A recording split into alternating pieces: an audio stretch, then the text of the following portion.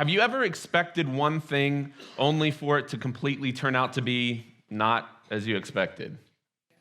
Okay, I'm glad we're all on the same page.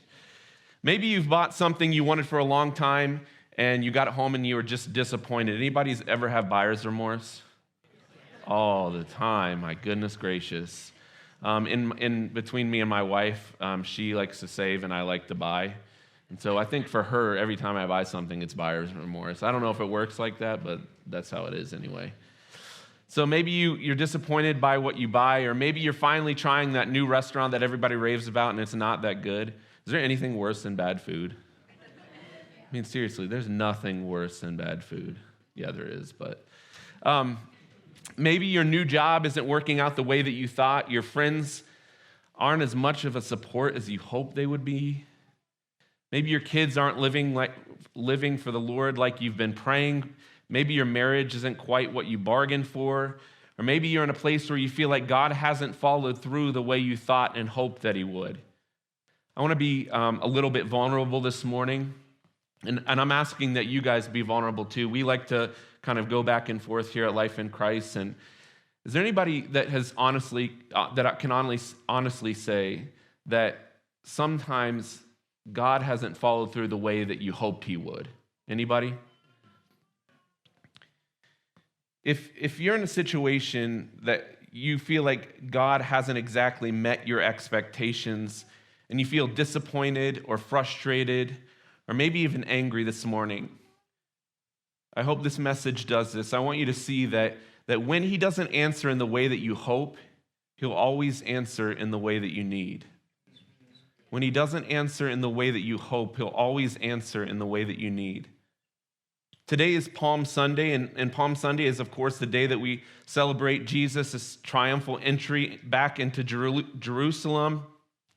And this is the day that Jesus is proclaiming in the boldest, the biggest way, the clearest way that he is king, he is Messiah, he is God. And it was just not exactly the way the Jews were expecting. We're going to unpack this a little bit here in a moment, but there was a buzz in the air as Jesus was rumored to be coming to Passover celebration. Not only were the Jews anticipating his arrival, in chapter 11, something incredible happened. Jesus rose Lazarus from the dead. And in John chapter 12, it talks about all these people talking and just really anticipating Jesus' arrival here because of what had just happened. But the Jews were not the only ones who were anticipating his arrival. The religious people were too, just for different reasons. In John chapter 11, as I said, Jesus rose Lazarus from the dead.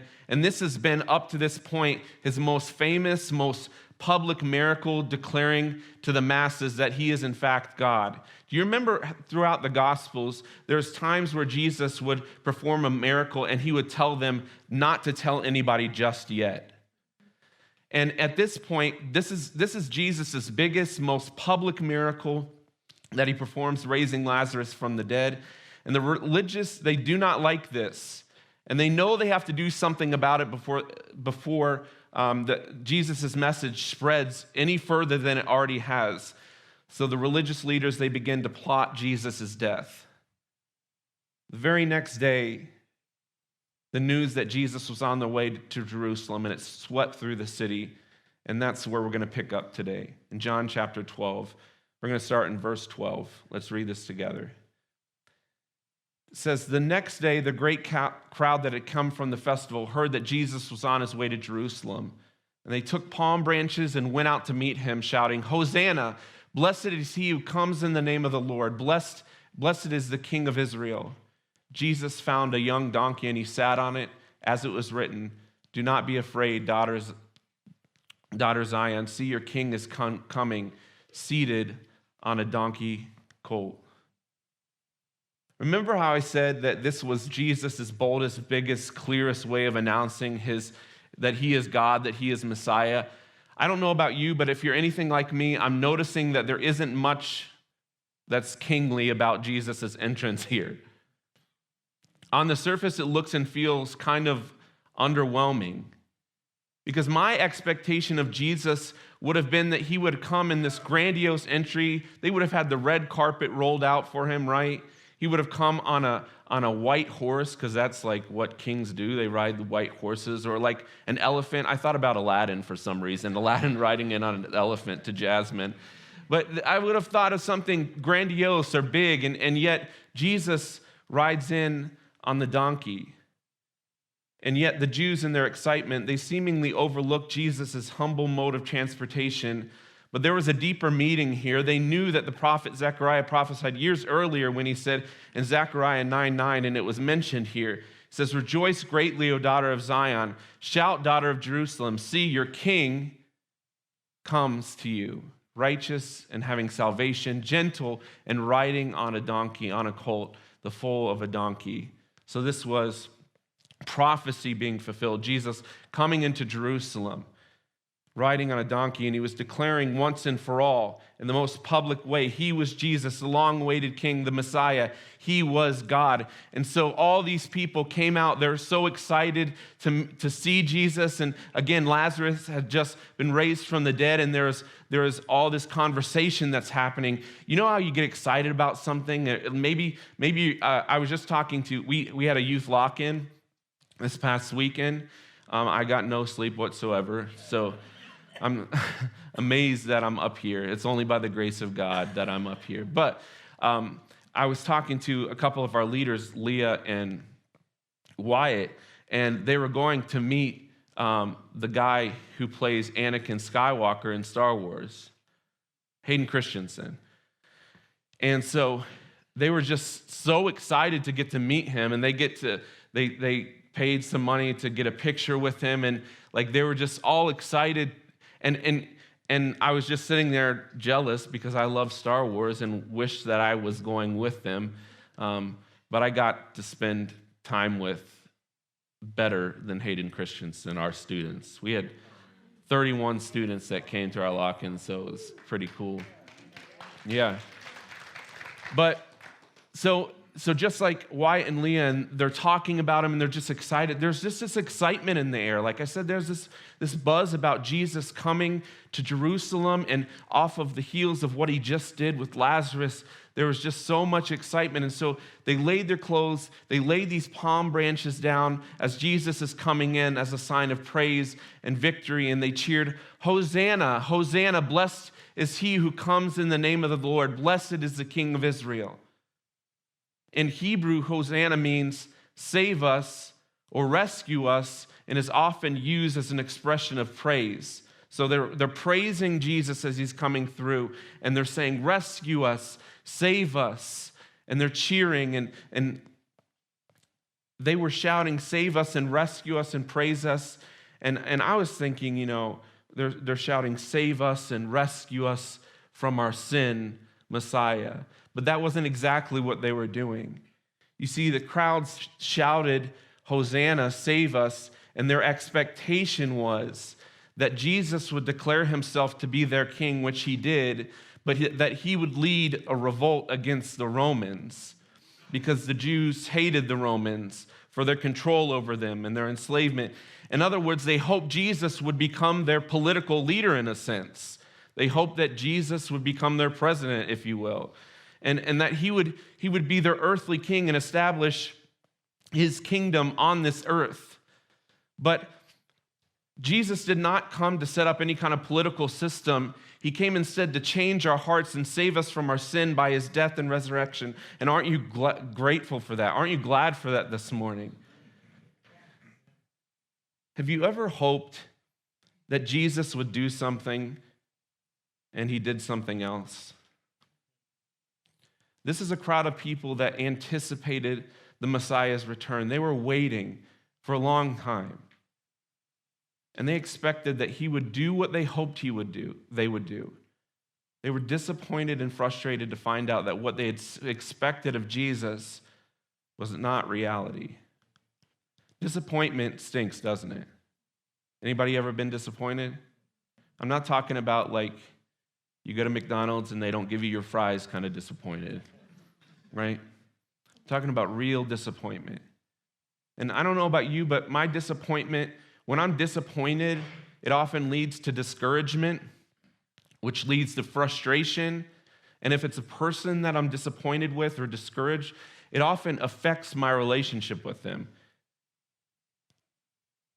I remember when I was a kid, I would wait for my father and he wouldn't come. And I remember being a kid, if some of you probably had similar situations, I remember being so disappointed as a kid. I was so excited for my dad to come and get me because I barely got to see him. And there were times where he didn't come and I was so disappointed. And then I was discouraged. And eventually it affected my relationship with him to the point where I didn't wait anymore because I knew what I expected was that he wasn't coming anymore, right? In the same way, this is where the Jews were. They were so hopeful for a king to come and conquer Rome and establish his kingdom on earth. And when it didn't happen, they were disappointed and discouraged. And in some sense, it affected their relationship with God.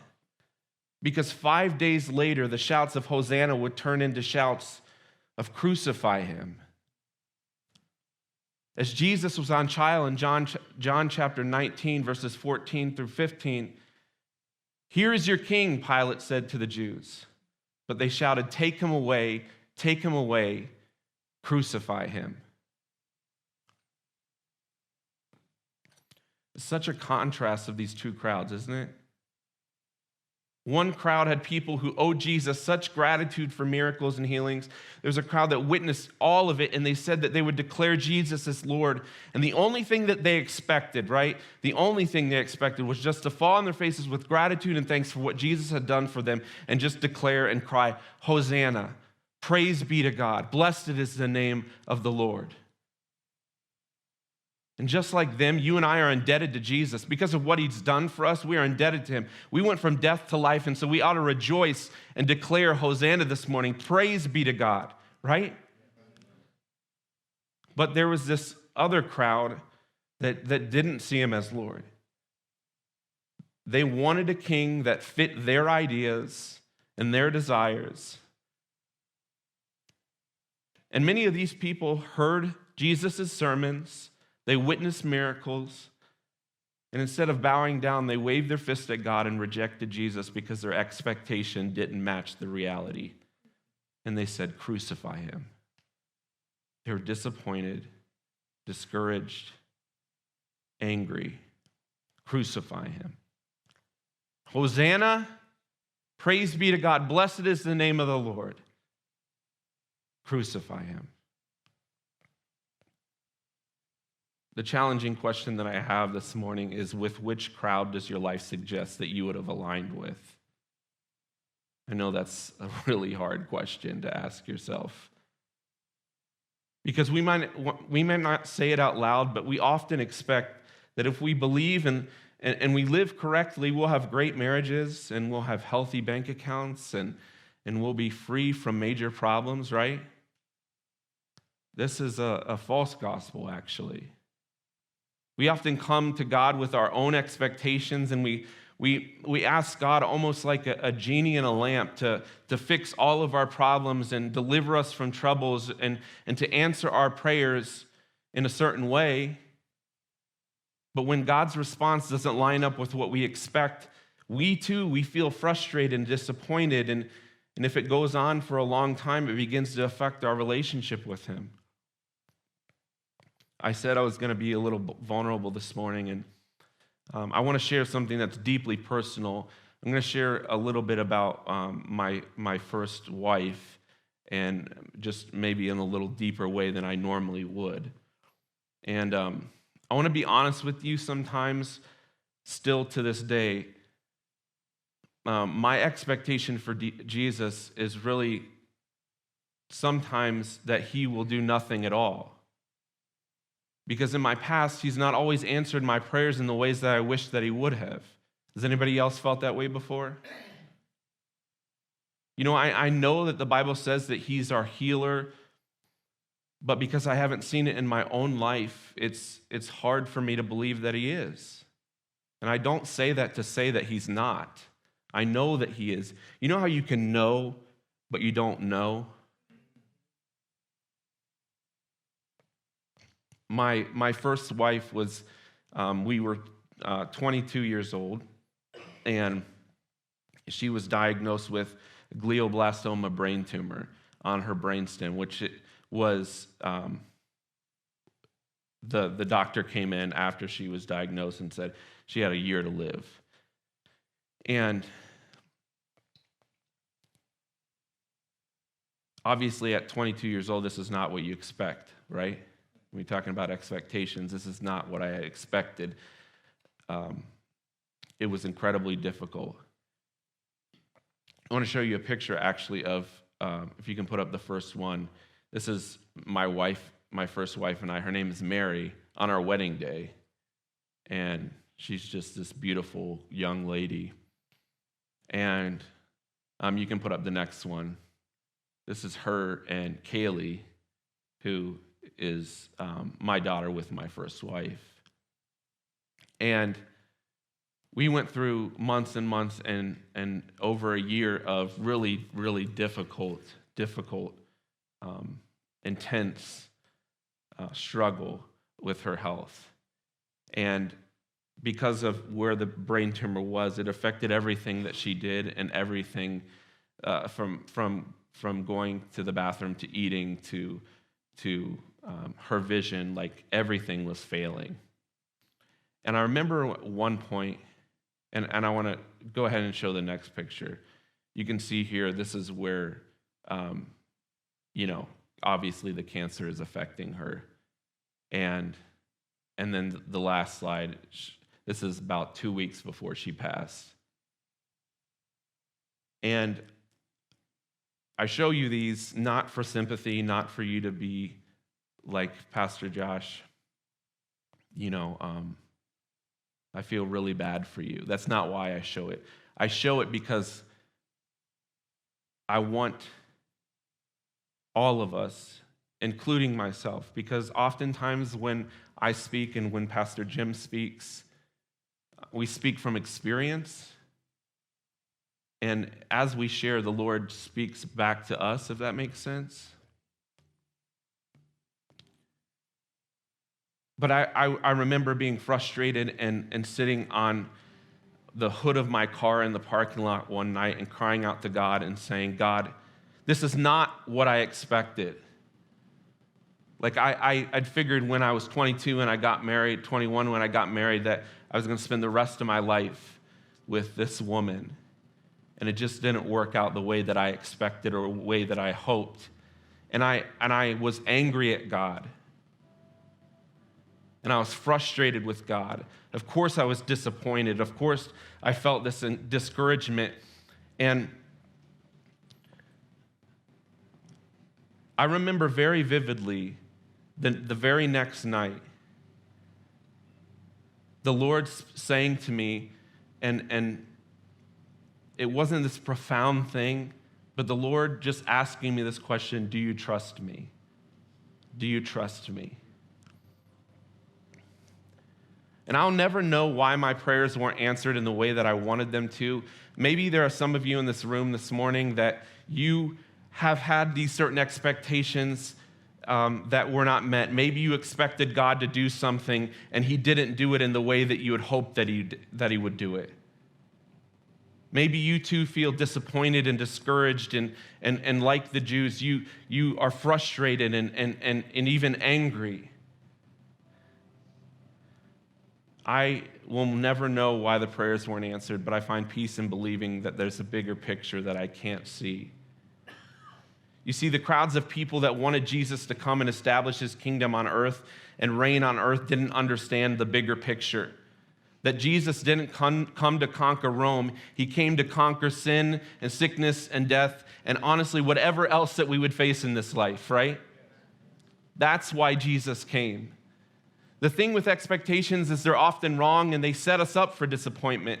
When it comes to Jesus, though, he did what was unexpected. He came in gentleness and meekness, and he served you and I to the point of death. Jesus went to the cross so that you and I could have freedom from our sin, that we could have freedom from the things of this life that weighs us down. And I just want to say this morning, you may be very disappointed in the way that things have happened in your marriage or past relationships or hurts and hang-ups that you've had. But I want to say something that I want to repeat something that Evelyn said this morning, that Jesus is with you. Jesus is with you. He's come to be a personal God, a God that cares deeply about what you face in this life. And he's come to be with you and to walk with you. I say again, when he doesn't answer in the way that you hope, he'll always answer in the way that you need, because what I needed as a 22-year-old was to know that there was a God that saw me and cared me and knew me and loved me, and that he reached down from heaven and he asked me that question. He said, "Do you trust me?" And in a moment, I could have said no. But I said yes. And it was a difficult, let me tell you, it was a difficult path and process to walk through. But God has been faithful over and over and over and over again. He's been faithful to me over and over and over again. The only thing that I can speak to is from the experience that I have with Jesus, that though my expectations were not met, Jesus proved to me faithful over and over and over again. I'm remarried to a beautiful woman. I have 3 beautiful daughters, and my life is full. And it's all because of what Jesus has done for me. I can't take credit for it. It's all because of what Jesus has done for me.